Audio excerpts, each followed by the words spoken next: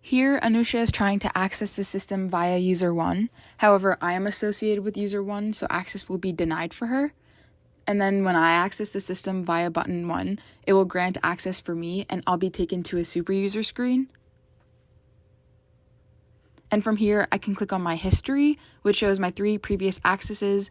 So the middle shows denied, that's from when Anusha tried to access, and then the top is granted because that's when I tried to access.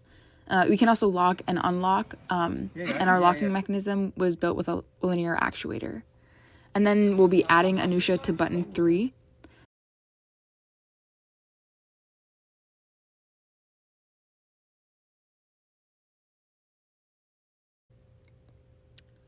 With this countdown, 50 pictures of Anusha will be taken for the facial recognition algorithm that we're using. And then obviously now we're in a 30-second period of waiting in which the encodings of those 50 pictures are being created and added to the algorithm.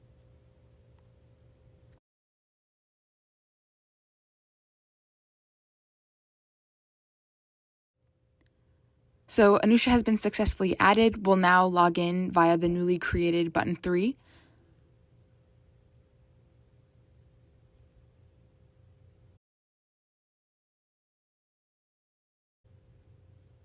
And she can also view her history and either lock or unlock. The last thing is, as a super user, you can also remove other users. So here I am re-entering the system, and I'll be removing Anusha. And similar to adding a user, removing a user also takes 30 seconds because their image encodings have to be deleted, and the model gets retrained.